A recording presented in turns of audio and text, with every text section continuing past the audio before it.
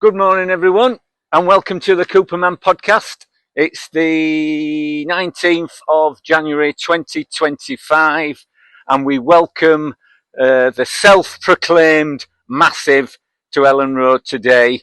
Probably the biggest team in Yorkshire, if not the world. And obviously, we're going to see their superstar players today. I'm so excited. You know, you've got the likes of Barry Bannon and Josh Windass. Can we think of anyone else, Rob? Can't think of anyone else who plays for them. They've got their world famous goal manager though, Danny Roll. What a manager! He's going to be next England manager, that lad.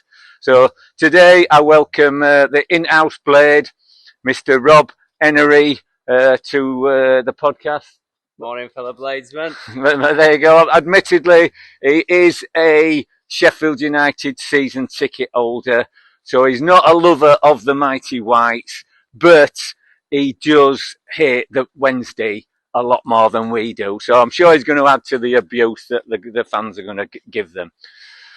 So at the moment we are sitting second in the league behind Sheffield United, Burnley are third, Sunderland are fourth.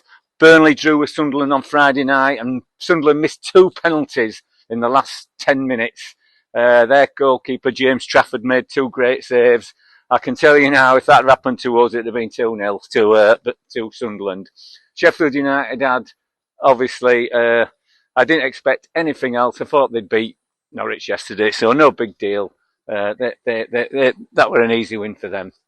So if we win today, we go back top of the league, 3 points in front of Burnley, 5 in front of Sunderland, and 1 in front of Sheffield United. So we're now 16 days into the transfer window, and I wish I could say I had some things to talk about, but we've got jack shit. There's nothing to really talk about. Obviously, as all the fans know, we need a number 9 desperately because we haven't got much backup. We'd like a number 10, but we've liked a number 10 for a long time. And I personally would like a goalie, and I'm sure a lot of the fans would as well.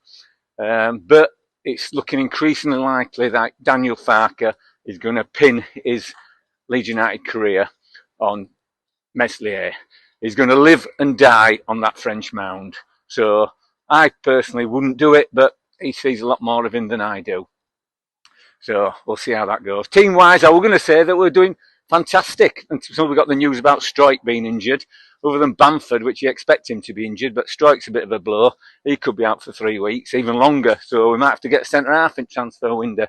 But we'll see. So team-wise, it's going to be... I'm going to go for Meslier in goal. I don't think he'll put Darlow in. Right back, the ex-Blade. He's really come to life since he come to Leeds. Bogle. Centre-half is going to be Rodon. And it could be Wober. He might go with Wober because he's actually centre-half, and that's what we bought him for. But it could be Ampadu. But I'm going to go Wober. Middle at Park, Ampadu and Ampadu. Yeah. You didn't like him there, did you? Ampadu and Rothwell, because I think Rothwell will project the ball forward quicker than Tanaka will. I think Tanaka will be on bench. Dan James right wing, Solomon left wing. Up front will be Peru and Aronson. So I think it's a strong team, strong enough to beat Sheffield Wednesday. So I'm pretty confident on that. So me and the Blade are going to go to the White Hart, but let's not forget a shout out to DGL Fencing, the #1 Ordin and fencing subcontractor in Yorkshire. Daz is back from his international travels, travelling the world to try and find that better piece of wood for the Harding. So he's back now. And also, I feel a bit like Dave Portnoy today because I've got a massive gamble on the game today. I've got a £10 bet with Mr. Big Jim Abbott from Marlborough. I'm that confident of the win that I've said I'd give him a £5 if it's a draw. So he gets a £5 for the draw, and it's a £10 whoever wins. So I'll be collecting that money on Tuesday, Jim, so don't forget to bring it in. So we'll catch up with everyone later. See you later. Good afternoon, everyone. So it's ended up Leeds United 3, the Massive 0. I think you could describe that game as a great start and an even better ending. In between, it wasn't a bad game to watch, was it, Rob? It wasn't a bad game. It's alright for me. A little bit, yeah, a little bit. You know, I think Wednesday they didn't come and defend massively. They tried to get forward. They probably had about 3 shots in game. Did think they could have nicked one though, at about 70, 80. You were a bit worried. Yeah, we were wobbling a bit. We were wobbling a bit in the last 10 minutes with corners coming in and things like that. But I thought we always deserved to win the game. I think a draw would have been probably a bit of a travesty. I think we were the better team.